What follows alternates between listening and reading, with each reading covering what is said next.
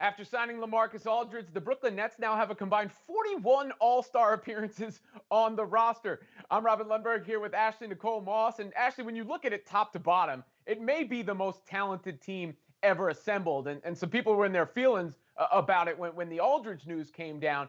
So what do you think of the notion that this Brooklyn Nets super team is unfair?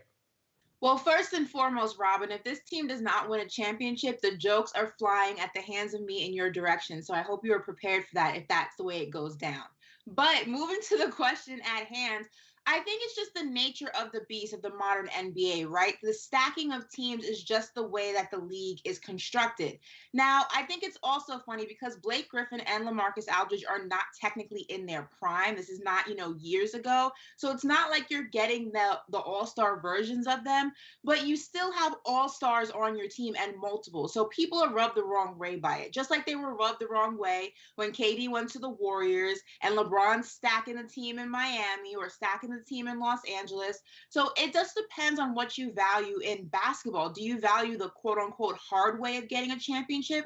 Or are you okay with teams just being constructed the way they are now? And that is the super teams, the monsters, if you will. Well, look, throughout NBA history, it's been super teams. It's just different how they came together. When you're talking about dynastic teams, basically all of them were super teams. Obviously, LeBron to Miami, I think, happened in response to the Celtics with KG, Allen, and Pierce. And then you could argue KD took it to another level by going to the 73-win Warriors. In this specific instance, I get why people are upset about it. But you could easily argue that super teams have been good for the NBA when it comes to an interest standpoint, when it comes to a conversation standpoint. So the Brooklyn Nets, they just have to not care about people talking about them and sort of embrace it. You can make the joke the Avengers have assembled, but they're really more the NWO because they are the heels of the NBA at this moment. And they became a super team when they got James Harden, not when they got LaMarcus Aldridge or Blake Griffin. Those guys are role players. They traded depth for Harden. They were eventually going to fill it. That was inevitable. It just happened, I think, a little bit more quickly than people expected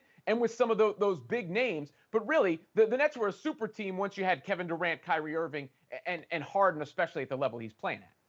I think also it's just the villains. I think people like to hate this team for multiple reasons. Kyrie doesn't have a great relationship with the media. People think he's weird. James Harden, the way he left Houston, people like to hate him for that. And then Kevin Durant has been public enemy number one since he joined the Warriors and ditched Russell Westbrook in OKC and then went on to win multiple rings. So it's just this collective unit of all the quote unquote bad guys. I think if it was Chris Paul going to the Lakers, before that trade was vetoed, I don't think people would have such an issue with it. It just seems nonstop with the Brooklyn Nets. You get three of the biggest superstars in the NBA. You add Blake Griffin, you have DeAndre Jordan, now you have LaMarcus Aldridge, who then was the bad guy because he was supposed to go to Miami and said, that losing streak doesn't sit well with my spirit, so I'm going to go to these guys.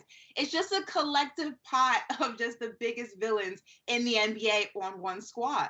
Yeah, and look, they have to learn to live with the expectations because, like you said, it's going to be the championship, and they're going to be hated. But they're not the first team that's tried to put themselves in the best position to get a championship. The Lakers aren't that far behind. They went for Kawhi Leonard a couple years ago. But it is that Nets world order, that NWO, where I guess in that analogy, Kyrie and KD were Hall and Nash, and Harden came in as Hollywood Hogan, and now they just keep adding members.